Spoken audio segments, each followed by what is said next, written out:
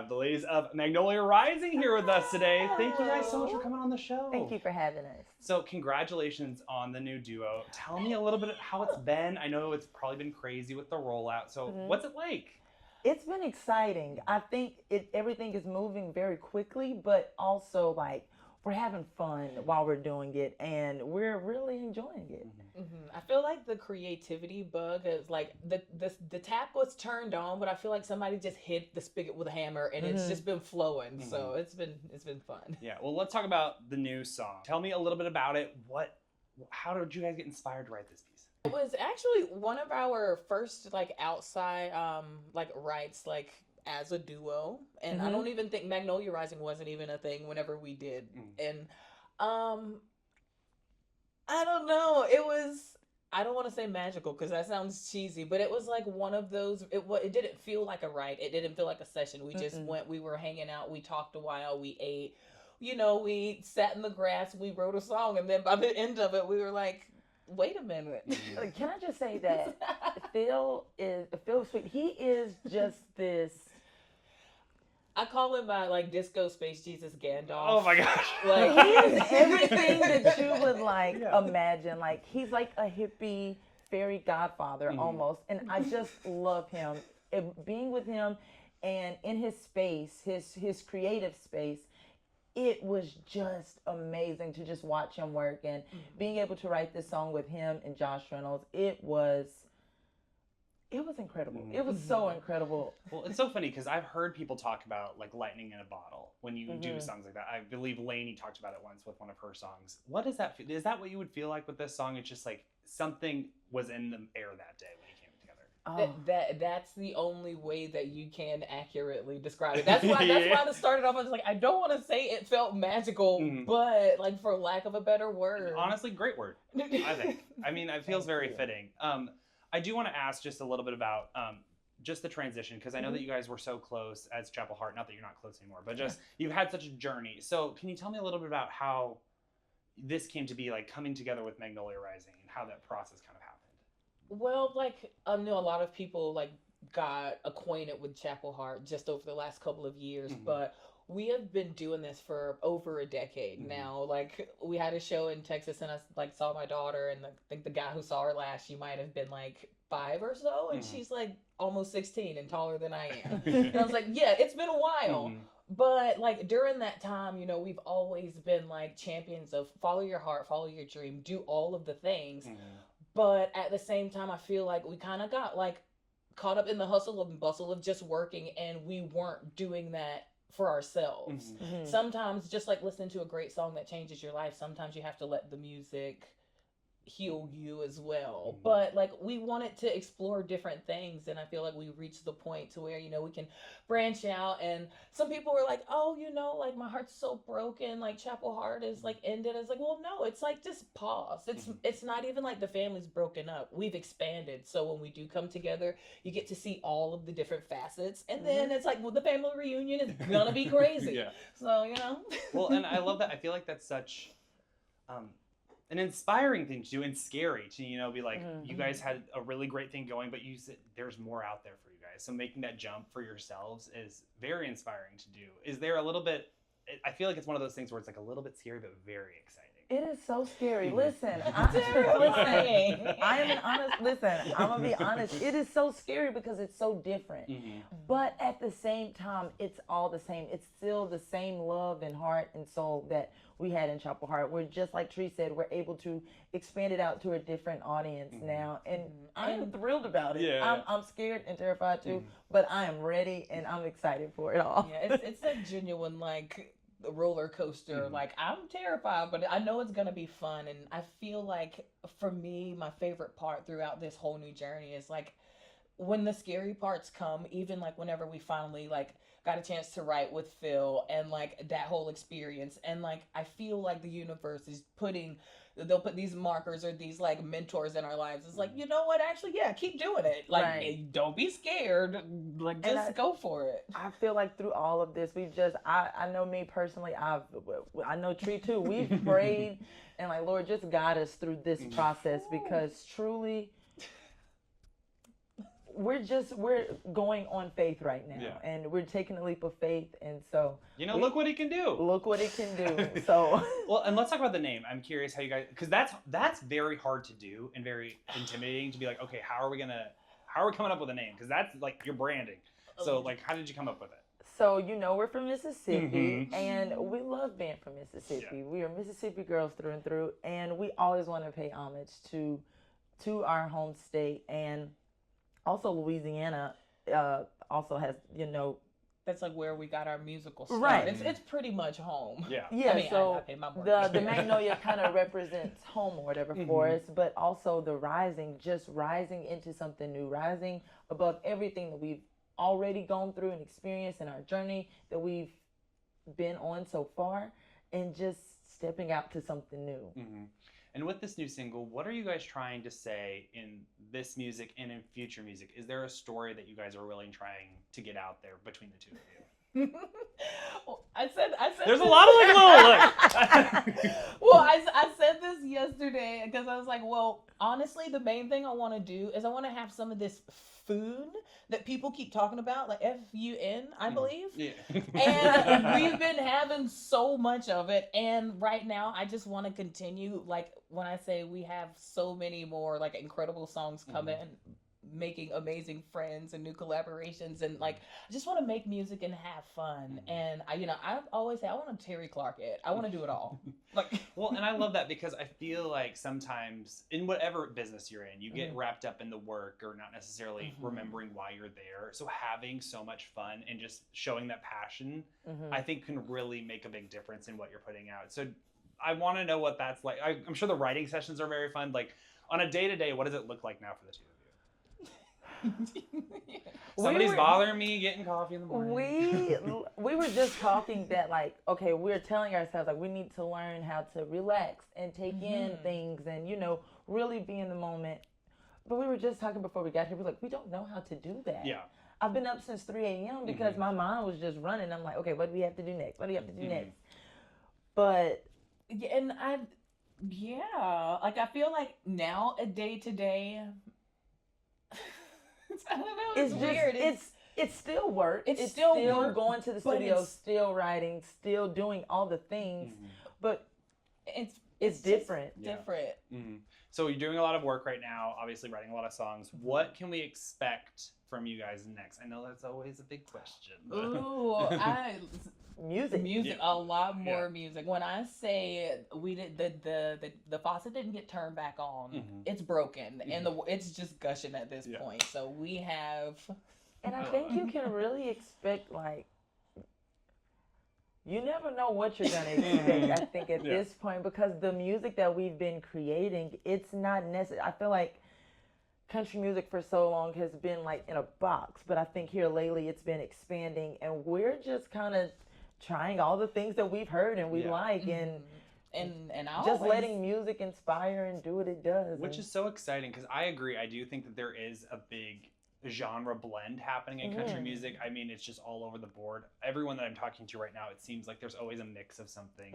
So is there a specific, well, you don't have to say specific. Is there just a genre that you would love to incorporate into the traditional country sound? I feel like what we naturally do is like country rock, mostly like, I feel like if Fleetwood Mac and All the Highwaymen had a baby. All right. Right.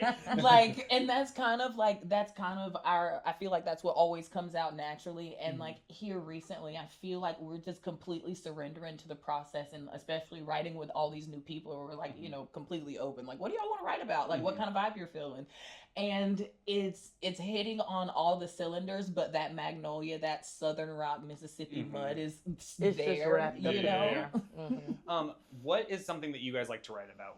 Are you coming with, like you mentioned, what do you guys want to write about? Do you come with your own stories that you want to talk about? Is it more just a feeling or a memory? What do you guys, when you are songwriting, like to put into your music? I think it just goes with the vibe of the room. When you're in there, you know, like I haven't got to go to a songwriting room, so I don't really know. Okay, so we're gonna have to bring you on a ride with us because Yeah. it's just you get into a room sometimes and you can just. Some people go in and they're like, okay, I have an idea already. But then sometimes you just kind of sit there and you start having a conversation and something within the conversation is like, should we write about that? Yeah. I love that. Our next single that's going to be coming out later this year, like we were getting ready to write, having a conversation, talking about what we will write about. And it was just a phrase at the end of the conversation. And we all looked at each other like, And you're like, wait, banger. Let's I do it. can hear. I know, like, that you're obviously not twins, you're relatives, but just like, do you have that telepathy now after working together for so long? I can see it happening in between. Listen. It's always Tree and our MD. We're always together all the time. And now it's to the point where like we're finishing each other's sentences, or like I'll text Tree and I'm like, hey, can you pick up this while you're out? And she'll send a picture. She was like, dude, I already got it. Yeah. So at this point, we've been around each other so much within the last few months that we finish each other's sandwiches. Well, and you guys are definitely like fashion folks. I mean, you guys look great today. I remember, I think the last time I saw you was on the CMA carpet, and you guys had just gotten back from, I think it was like Japan. Yeah. Oh, and it was in like a little boot yes, casket. you were, and that was all glammed up. So I'm curious what inspires you when it comes to clothing, because I feel like that really can do a gateway into soul the same as music. So what does that process look for you guys? Chaotic, usually. Just throwing things left and right. Well, it really has been, but I feel like in this new era of having this food stuff and really enjoying it, like I feel like most of our fashion previously has been predetermined on like who has the quickest shipping, and we can get it like on the way from here to there because we've been chasing Amazon packages across the world. But like we also like some of our stuff like we customize and like make and are like, but we've never really had time to like dig into it. So we've been kind of talking about it and trying to figure out like how we make it fit what we're doing and still making it us. Because I also have no middle ground. I can be dressed like your Uncle Frank or like I'm on a runway. Or nothing in in between. I can tell Tree like, hey, we're just gonna go to the grocery store, and she has on like a leather jacket, jeans, and I have on leggings and a hoodie, and I'm like, okay. There's so many decisions you guys are making, and I'm wondering, just on like a real level, is that intimidating or like exhausting? Because you're like redesigning like how you're going into the country music world, and I'm like, it's so exciting, but I just, as someone that has to make a lot of decisions, you get like kind of overwhelmed. Do you guys ever face that, or is it the fact that you have the pair of you to bounce it off of each other that makes it a little bit easier? I think it's both. Sure. It can get very overwhelming at times. I know it, for me especially, I am a stressor, but Tree, she's usually like pretty level. It's good that you have a balance. So we have that balance. Like you have the planner and the MacGyver. So whenever like if it doesn't go the way it works, I can make it, I can piece it together. But I feel like the fact that we've been doing this together so long and we already know each other, like even like after writing with 5 completely different people, like it still sounds like us because we're still like I know her and she knows me. That says a lot about you guys. And so it makes the decision-making process that much easier because, like, we automatically know it's like, no, she's not going to go for that. Or, like, she knows that I'm not going to agree to it. I love just in every detail that you've described. It's just like your heart is in there from the Magnolia to you can hear it in each individual song. I think that's very cool. As for bucket list things, you've done many a thing. And you've been across the world. Is there any place that you want to go back to or anything that you want to do next that you really, like, itching for? Ooh. No. Oh. I was gonna say I have mine. So I think I gotta live. I always enjoy playing in the UK. It is something about the people, the vibes, the energy there that is just. I was gonna ask. I've gathered. It's kind of like they're kind of going feral because there's like so. It is it's wild different. there. Like our fans here in the States, crazy amazing.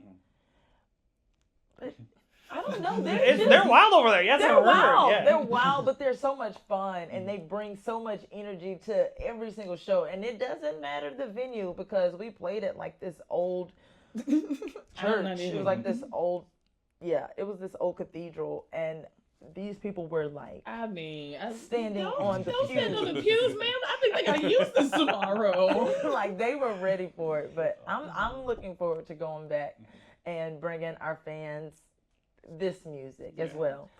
Honestly, but not to sound redundant, but I want Terry Clark. I want to do all the things again. I want to re-enter the circle as Magnolia Rising. I want to do all the things, and I know it's a lot easier to say it, but practical application is another thing. Now that like we're doing it and enjoying it, I want to do it again, and I want to feel it. You know what I mean? I want to. Because you get the chance to kind of experience those firsts again, which I think is very special. Like getting to stand back into the circle. What will that be like for you guys? I know it's like just to relive it again as a first time, if you will. I don't even know. I think it would probably be as surreal, but I think we did so much in our last project that all of the big things, we didn't really get to enjoy them because we were always going. But I feel like if we had that opportunity to do those things again, I think the only thing I would do differently is just learn to be in the moment a little bit more, really take it in and really enjoy it. That's so hard. So I'm glad that you're really like objectively thinking back, because I remind myself of that. Like for a while, like what's it called, like imposter syndrome or something, because like we go places and like people would be like, oh, but you've done this and you're so great and amazing, or like, and we're like, no, actually we're literally just figuring it out. But like Dev says, like we've done a lot of great things, but it's not until 6 weeks later, like it goes across your feed, you're like, oh man, we did that. Yeah. And then I just have a couple more questions for you. Can you guys recall your first paid gig and what that was like when you guys first did that? I can. I will say my first paid gig, the bass player adamantly said I should not get paid. So listen, because he was adamant about it. Because to this day, I can call him Kyle. I can call him right now, and Kyle will tell you, yeah, I said you shouldn't have got paid. Because the thing is whenever we started, like, we started as the trio, and we were a duo before Dev came along, and Dev had never sang before joining the band. Even though the entire family sings, I still say I don't know how out of 108 grandchildren she got a pass. That's how you know I'm the favorite. Everybody had to sing in the choir. But like she was so nervous and so shy, and like, mind you, Trea is like swinging from the rafters in the bar. Like Danica is having these up, hanging on like the come to Jesus meetings, and I'm just standing there like, what have I got? I'm just here just trying to hit the I'm gonna find the video and send to you of Dev in the back, literally by the drums. Like she was lip syncing, and that's why the bass player was mad, because she was like, just like, probably thinking, oh my God, what is happening? This is insane. I love that. Did I get paid? Yes. Should I have gotten paid? That's up for debate, but it was at BMC in New Orleans. I remember. That's awesome. And then just last question is, when, I don't know if you can say this yet, but I'm just curious, when can we expect the new music? Like, when can we expect the next single? Can you give us a date? Oh, before the end of this year. Okay, I'll buy with that. Yeah. Very soon. Yeah. Well, thank you guys so much for your time. It's always so nice talking to you guys. Thank you for having us. Yeah.